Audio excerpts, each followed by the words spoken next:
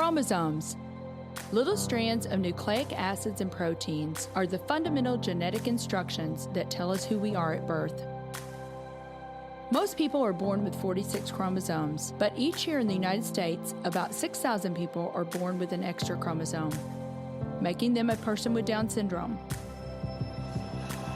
If you've ever encountered someone with Down syndrome, you know that they are some of the kindest, most joyful people you will ever meet. They truly have something extra. My name is Lisa Nichols, and I have spent the last 24 years as both the CEO of Technology Partners and as the mother to Allie. Allie has something extra in every sense of the word. I have been blessed to be by her side as she impacts everyone she meets. Through these two important roles as CEO and mother to Allie, I have witnessed countless life lessons that have fundamentally changed the way I look at the world. While you may not have an extra chromosome, every leader has something extra that defines who you are. Join me as I explore the something extra in leaders from all walks of life and discover how that difference in each of them has made a difference in their companies, their families, their communities, and in themselves.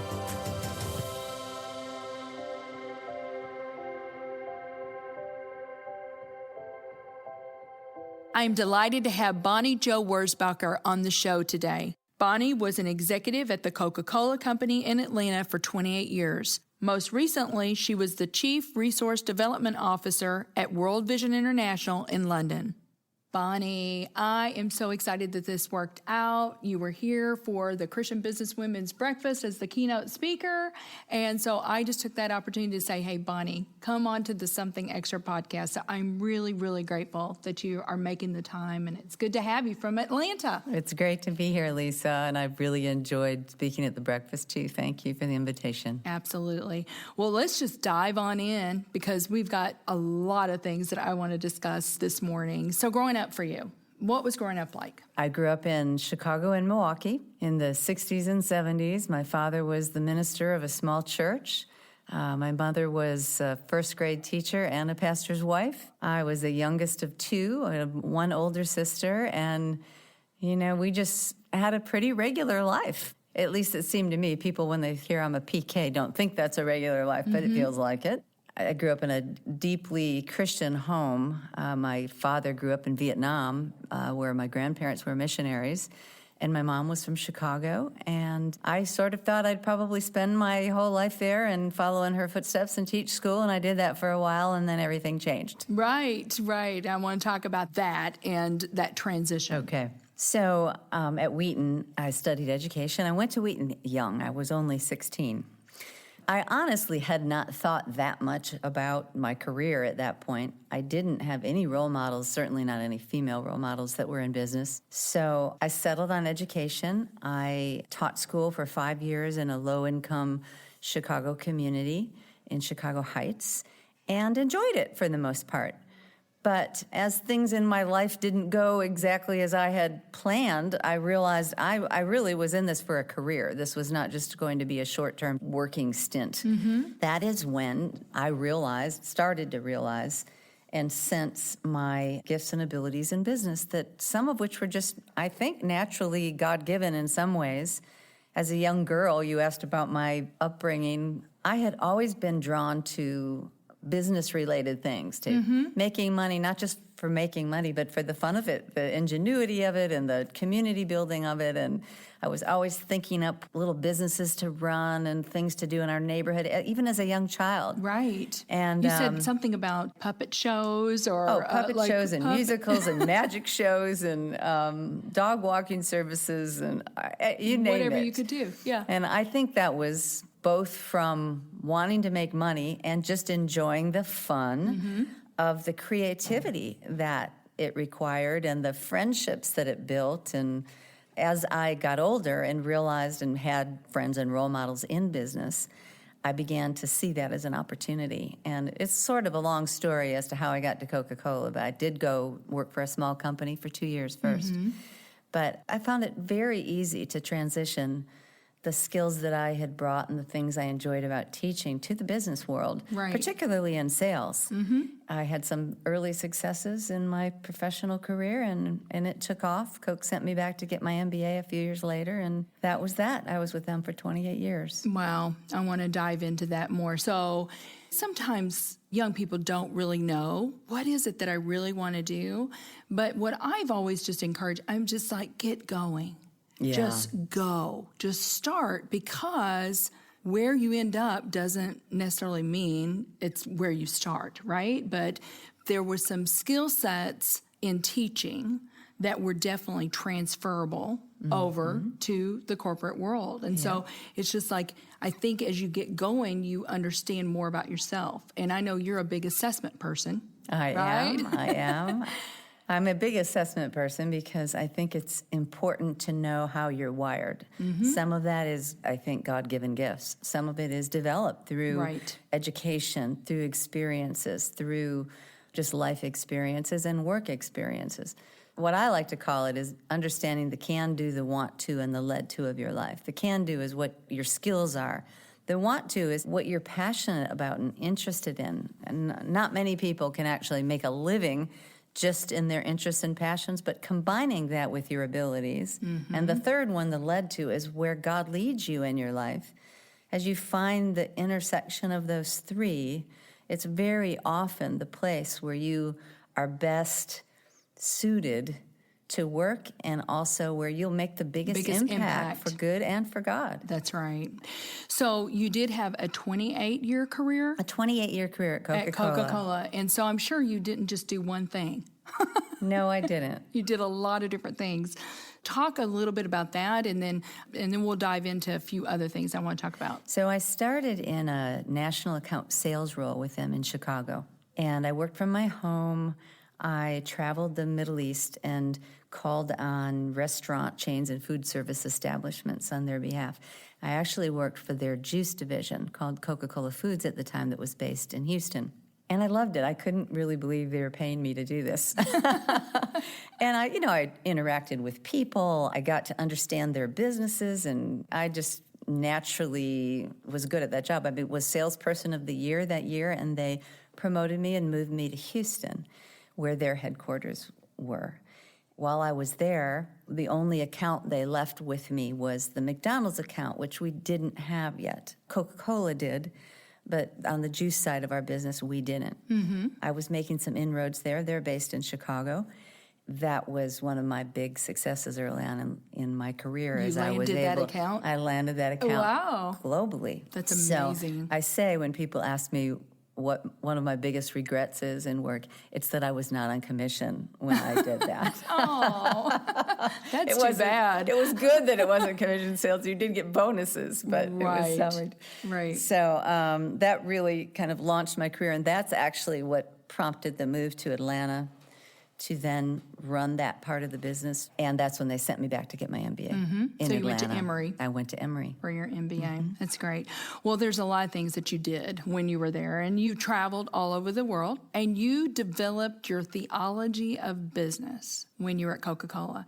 And I would love for you to tell what you discovered and the realization that you came to. Well, when I started with Coca-Cola, I remember when my mother called me right after I got the job to ask me how she had failed me. I don't think she was all that thrilled that her youngest daughter was going to work for a big global company, and definitely not one that sold brown sugar water.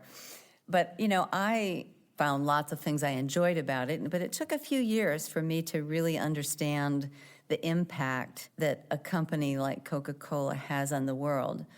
I started to appreciate lots of different things about it, especially in their international business, where, you can buy Coca-Cola pretty much anywhere in the world. And half of it is all made in the countries that it sells it in. They sell Coke in every country but one. Do you know which one they do? Is it North Korea? It is. Very good. But you really see the impact that it has on a community. But I didn't shape a theology of business until 1996. I had been at Coke then about 12 years. I was on a board at Wheaton College, a board of advisors, and the then president, Dr. Dwayne Litfin, asked if I would speak in chapel which was 4 days a week, I guess.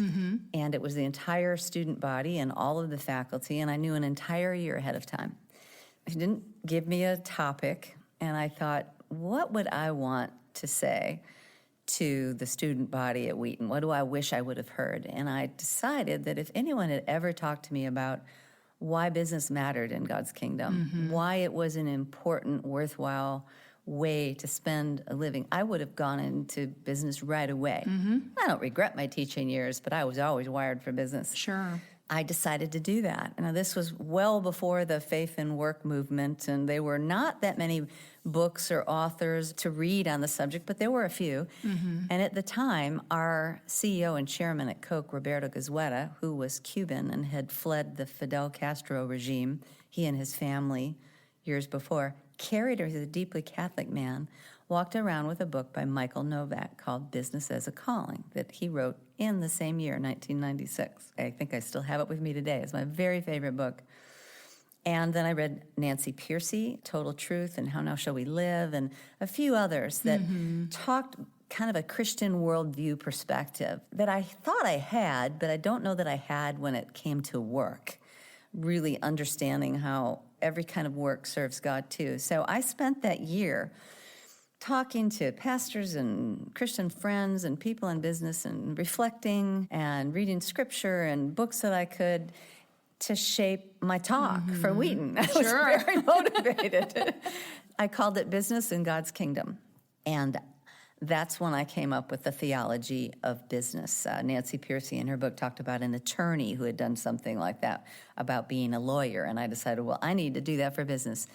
So what I came to realize during that year of study was that business in God's kingdom serves first and foremost to advance the economic well-being of communities. And it does this through job creation, through the multiplier factor, which I can talk about later, by impacting so many things in a community that it raises the whole community when there is a successful, sustainable business. Any successful, sustainable business does this. And by sustainable, I mean there for the long term. So the first thing is business advances the economic well-being of communities throughout the world. And because they're the only source of wealth creation, they also enable every other institution to exist. Now that really sort of rocked my world, the second part of it. I had seen how Coca-Cola develops the economic well-being even in tiniest little villages remote villages, all the way up to, urban areas in the United States. Areas, right. In fact, Coca-Cola is the largest private employer on the continent of Africa, which was remarkable. But I had seen that, so that was the easy part to get to. It was this wealth creation and the way it enables the creation of wealth that every other institution, governments, churches, schools, every nonprofit is completely dependent on, that without successful business, they wouldn't exist. And that was something I had never considered before. So those two roles combined formed what I call my theology of business. Which is what? Business serves to advance the economic well-being of communities. And as the sole source of wealth creation, it enables every other institution to exist. I love that, Bonnie. Well, we're going to take a quick break, and we'll be back with Bonnie Wurzbacher. Hi, everybody. I just wanted to take a second and tell you about something our team at Technology Partners can do for your business. We have spent over 2 decades partnering with organizations and helping them solve their IT needs from a 360-degree perspective. A huge part of how we solve those needs is by developing custom applications of all shapes and sizes. If your team is looking for software and an out-of-the-box solution just isn't right, it's time to consider how we might be able to help. Go to tpi.co/custom apps and learn more about our awesome capabilities. So, Bonnie, I want you to talk a little bit about 5x20, which was a huge Coca-Cola initiative. Back in the late 2000s, when the Millennial Development Goals for 2020 were first shaped by the United Nations, one of the things they did was to go out to some of the larger global companies and ask them to sign on to, I think they called it the United Nations Business Call to Action, to try to get global larger companies to use their supply chain and their economic footprint and their capabilities to contribute to one or more of the MDGs. I think they're now called SDGs, but that's what they were back then. So a few of us started helping the company think about how we could do that. Our CEO had already signed on to it, so now we had to go, so now you have to figure it how do we do out. this? Right. And we decided that one of the most obvious ways was to use its footprint in some of their developing countries, where there's just this whole concept of economic well-being in communities. How could we be more intentional about that with some of the poorest areas of the world where Coca-Cola already was? Over half their business was done, and I believe still is done, in little mom and pop shops, and even out of homes. You see it across Africa, you see it in the Philippines, really across Asia and Latin America, with these little kiosks that sell not just Coca-Cola products. Right. That's kind of an add-on to it. And we thought, well, if we could reach out through our bottlers to those little mom and pop stores, many, at least half of which are run by women, in some of the most critical countries, we could really demonstrate an impact on ending extreme poverty and empowering women, two of the MDGs. So we focused on that.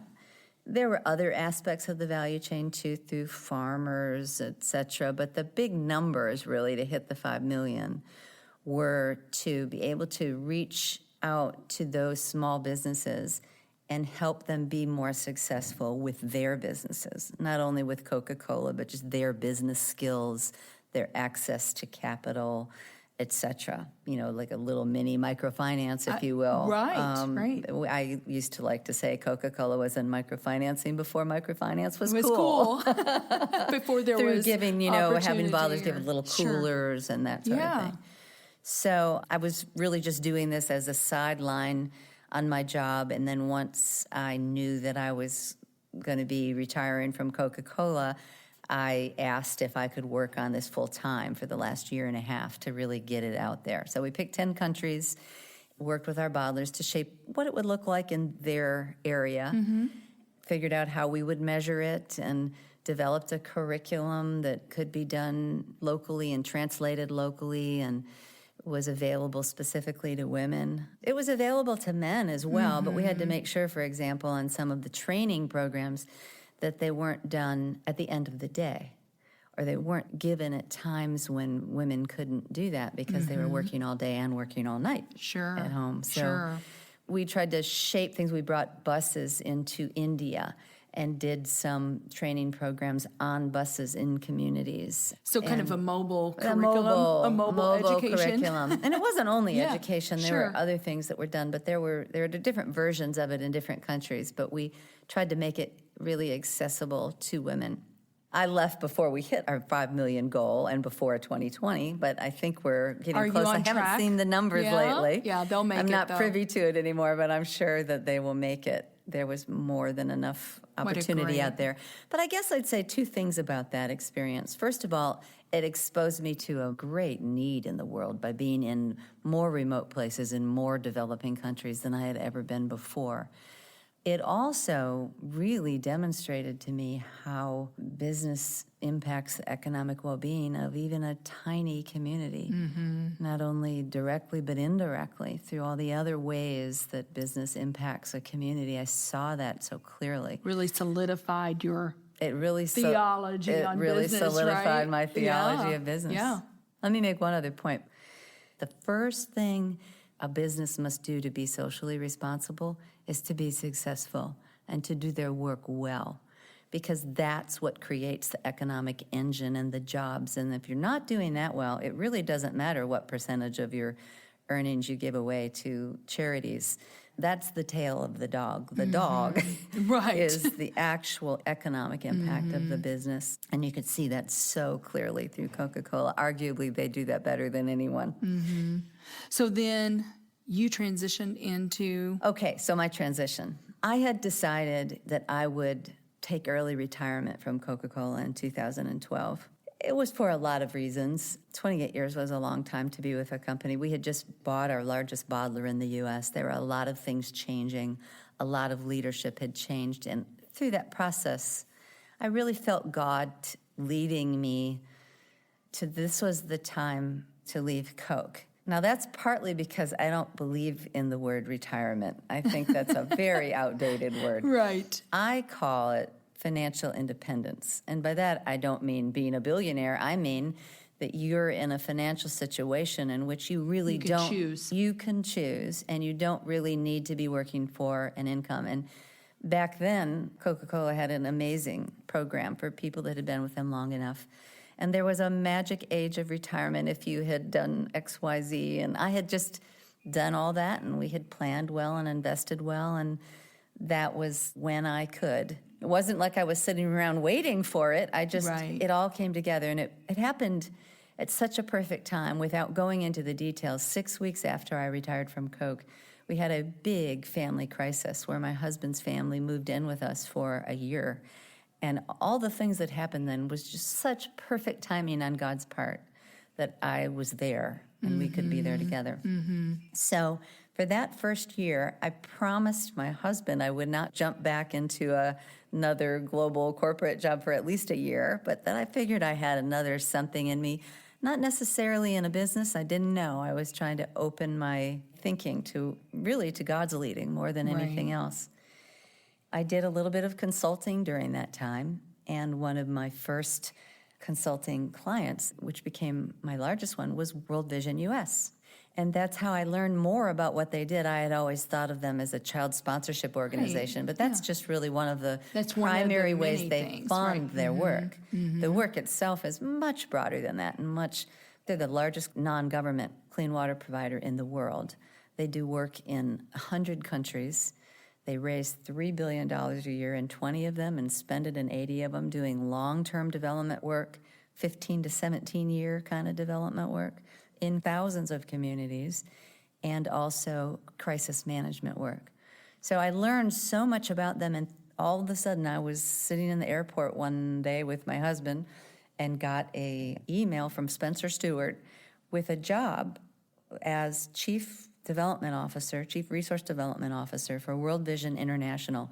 And I'm reading it, and I'm saying, Steve, this sounds like me. Listen to what they're looking for. And I get to the very end, and it goes, and based in our London office. And I said, oh, well, that would have been perfect. In fact, a few months earlier, I had said to him that of all the things I had considered, and I had interviewed for a few different roles and thought about it, that World Vision was the organization I would really most want to work for, but I just didn't see what the role would be. Well, it turned out that I didn't see it because it was in London, which was where their executive global offices were. And he said to me, we'll figure it out. Call them. So right in the airport, I called them, and about 2-3 months later, there we were on our plane moving to London. Wow, and that's a wise husband. It's a wise husband. I have a very wise husband. And of course, that role, too, was traveling all over the world, but it was just a wonderful experience, and I went there for 4 years with them. Well, they were lucky to have you. And I know that you have talked about how in business we do develop skills, right? And nonprofits, they need our resources, but they also need our talents, don't they, Bonnie? They desperately need business skills and talents. I guess you know this, but until you're working in the middle of a large organization that needs to raise so much revenue, you don't realize that in a business, when you have a product or service that you're going to sell and you have a value proposition and a target customer, you have found your revenue stream. It's called customers, and they will give you immediate feedback as to how well you are doing. If you're not doing well, they will stop buying your product. It's pretty straightforward. There's one value chain. But in a nonprofit, every nonprofit, it was just more clear for me to see at World Vision. There are two, not one, but two value chains. First, you have to figure out how to create value, what product or service you're going to be delivering to who. In their case, it's community development and long-term development through clean water and health and education to poor communities and children. And when you have done that, you have not found your revenue stream. You have no way to pay for the people you hire. You have no way to fund that work. You have to go find like-minded donors, which almost always are individual donors, predominantly individual, predominantly Christian in our country, and predominantly American in the world, if you look at how generosity goes. The demographics, right. You have to find like-minded donors and create a value proposition for them to help join you with finances and sometimes volunteering, certainly prayer, to fund your work. And you have to keep those two value chains connected and aligned and working. So when I went to World Vision International, that was sort of my job, to work with the 20 fundraising countries and help them improve the quality and quantity of their fundraising so that it better matched World Vision's needs and work in the field, and to connect them to each other. And it surprisingly wasn't unlike what it was like working with large retailers and a franchise bottling system around the world to help figure out how we work across countries and nations to support a global customer. It's through influence. The bottlers don't report to Coca-Cola directly. The country offices of World Vision don't report directly to the global office. It was so similar, right, that it was different, sort but of very wow. Similar, right? Here, God was preparing me for this and preparing my heart for it through 5x20 and other experiences. Right. I just love that, because he had been preparing you for that, and they needed you and where you were and your past experience to go to that next level. Most people, in my experience, go to work for nonprofits and charities because of the cause, the mission, the ministry that they serve. That's what they have a heart for. But they don't consider that a large part of most of their work, and certainly all leaders of nonprofits, including churches, spend a good deal of their time, a great deal of their time, raising the funding for it too. It's equally as important. It's equally a part of the ministry. And it's hugely important. Lots of people don't realize that, so it doesn't always attract people with that skill set. Well, I'm glad you answered the call. I'm glad that you did. I am too. So this is something extra. And Bonnie, I would love for you to dive in and talk a little bit about what you believe is the something extra that every leader needs. What I think every leader needs is a deep and vibrant understanding of the value and purpose of their work, not only for their own job and their own team or even their own company, but their industry and the why they do what they do, why it's important. It's why companies have mission statements, because they know that's important, but it shouldn't be some motto that you just stick on a wall. It needs to come to life, and it doesn't until a leader really internalizes that and can explain it and live it in a way with their team and their peers and their colleagues that help to inspire them all for what their purpose is. A lot of people today want purposeful work. Everybody does, but I think even more so. It's even more in so. this generation. Right, this generation for sure does. You know, sure, you can decide that you want to add on some money as you check out of the grocery store or buy a pair of shoes so that one can get sent somewhere else. But if you can understand how your work makes a difference in God's kingdom, if you can understand how your work serves to build community and create jobs and impact the world for good and for God, that's a much bigger platform than a way to give outside of your normal giving, which sometimes is what it looks like. So I think what something extra is for me and what something extra was for me in my professional life was when I learned to do that. So once I was able to put into words and explain and think about it as I did my work, and I even made decisions about what job I wanted to move into next based on where that. I felt I could make a bigger difference in that purpose. Right. Well, I feel like when you really do understand your purpose of your work, it can fuel your passion.